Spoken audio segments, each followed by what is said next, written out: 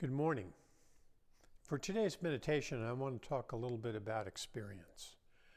And I've been very fortunate. I've had some very fascinating and informing and beautiful experiences. And those experiences have really provided a grounding for me to be able to understand how to handle some of the other aspects of my life that maybe I might be prone to react to or to respond in the context of my personality. And those kinds of reactions inevitably result in negative results. And so to avoid just being in a reactive mode all the time or to be suffering from personality, it's important to develop a practice of meditating on experience. In other words, the stuff that happens to me is the stuff I really spend time meditating on. I mean, literally meditating on. Those are the topics. That's the stuff I want to spend my energy on understanding and coming to grips with and to developing in a way that is coherent with my life calling. So our experiences can be meditated on. They're not just locked in a memory bank that you can pull out now and again in order to, make a note in a memoir. What I'm suggesting is that these are really the subjects of your study. These are the ways that you lean deeper into life and what it means. It's in the context of our own experience. So when I was a young boy, 11 or so, I had a very profound experience, an experience of beauty descending on me as a being, as an entity. And that experience was profound and beautiful and physically. It was physical. And that's an important point because it wasn't something that I learned in a lecture hall. It wasn't something that came to me through another individual's teaching or coercion or insistence. No, it was not that. It was a real experience, a deep experience. And every one of the experiences that I've had have been very physical, very emotional. I can talk about the feelings that were associated with them. And that's very different than some of the other aspects of the world where, we intellectualize, we codify, we create doctrines and dogmas and a lot of other things that take us away from our experience.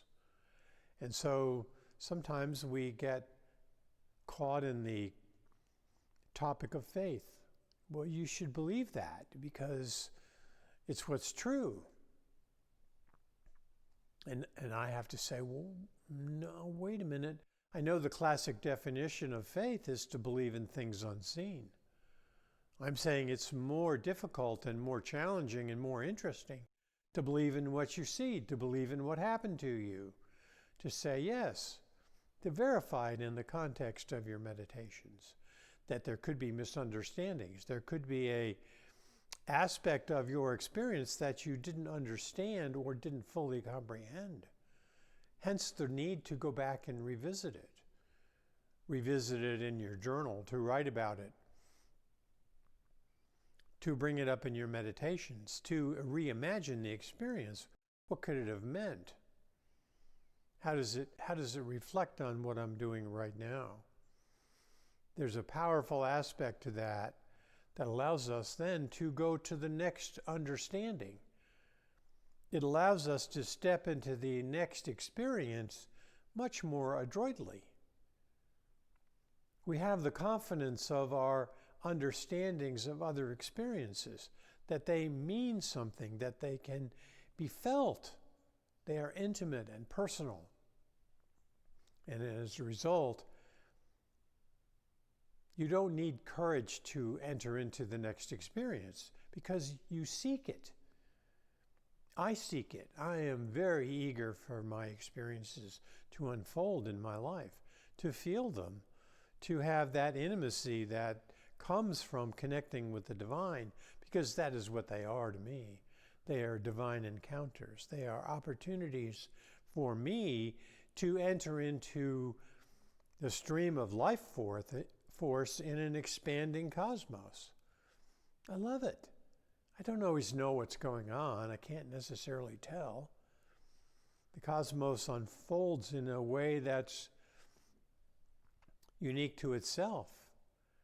And the beings of the cosmos are ready to assist, to be part of that.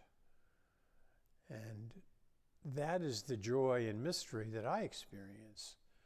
That there's an unknowing quality to the joy of life force that makes me want to see how the painting will unfold. What will it look like? What will it feel like? How will I be part of it? And how can I look back in my life and say, I was able to savor those experiences in their fullness as much as I possibly could?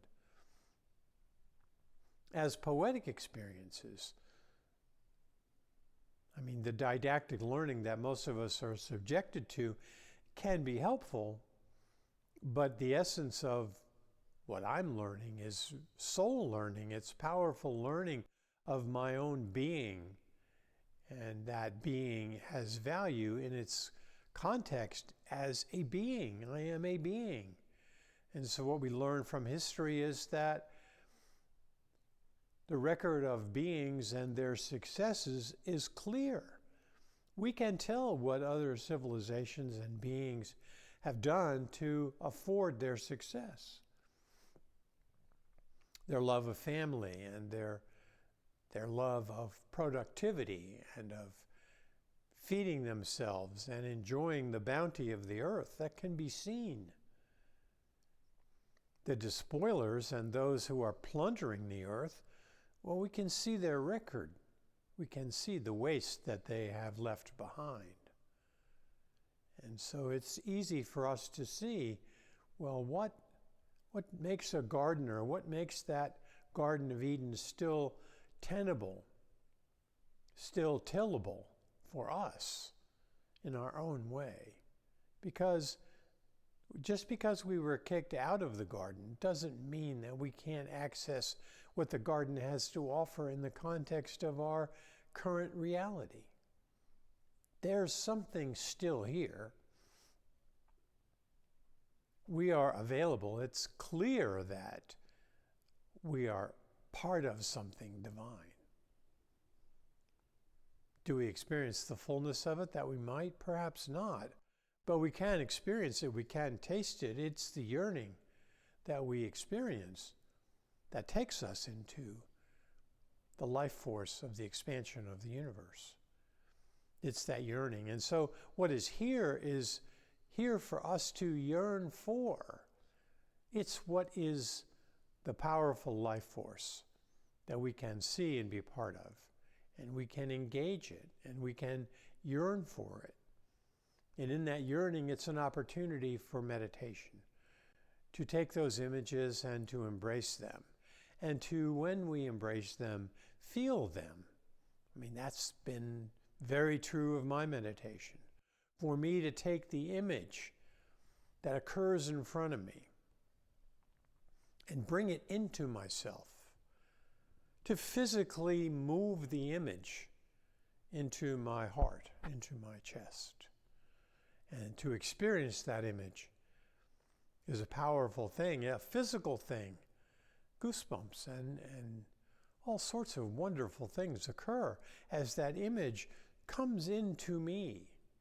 That's my image of the reality of the world that I'm in. And it's no longer an icon, but it is a being that is now part of me, an aspect of being that's part of me. So I encourage you to spend time really examining your own experiences, and find one when you were a child, an event that happened to you, a moment, a seeing, a experience, a feeling, And spend a little time with that. And say to yourself as you examine it, well, what else is there? What else can I learn from this? So in a way, it's a lot like dream analysis. We go into a dream and we have the dream and we end up with an image, which is the image of ourselves, because dreams are about us. And then you can examine that dream.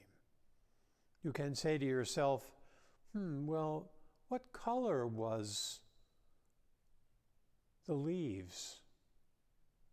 What were they? What was the weather like in my dream? What was the room like? Were there other people? What were they like? How were they dressed? What did they say? Did they write anything down? What entered into the dream that came from a place that I didn't understand? A character or an event or a being somehow appeared, an animal.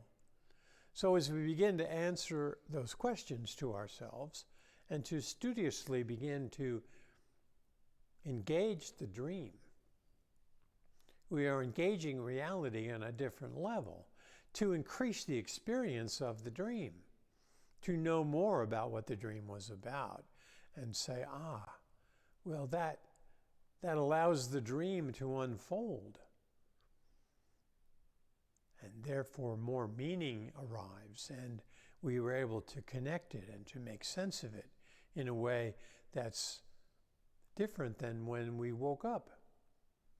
The dream expands and we understand its expansion in a powerful way, and that expansion allows for the opportunity of the next image to come to us, the next experience, the next feeling. How did you feel in that dream? How was it?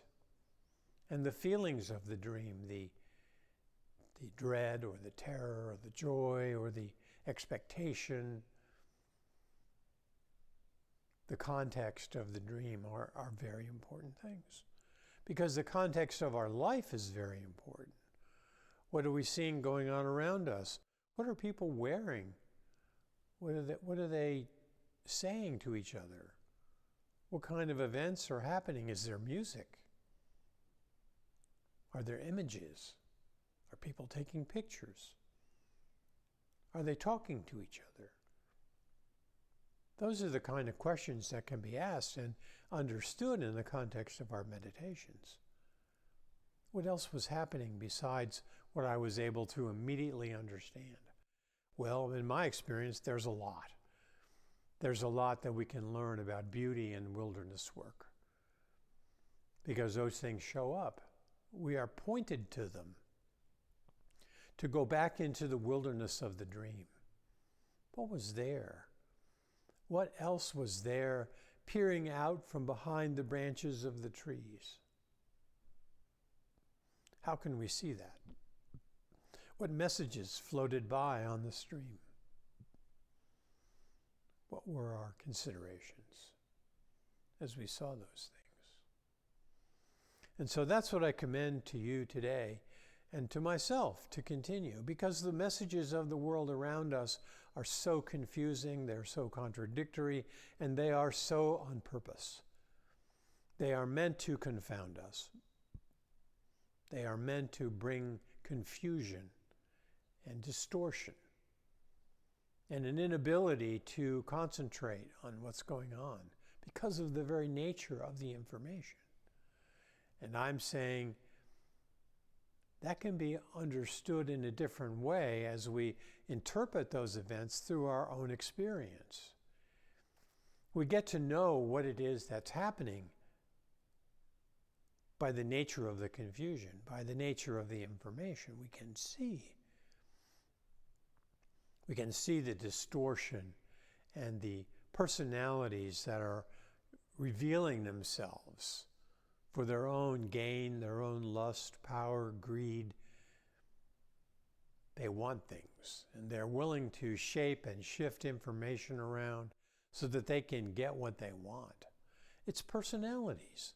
These are personalities lusting for power and for grievances. Can you imagine lusting after grievance for political gain? But that's what's happening. And those are the powers of personality.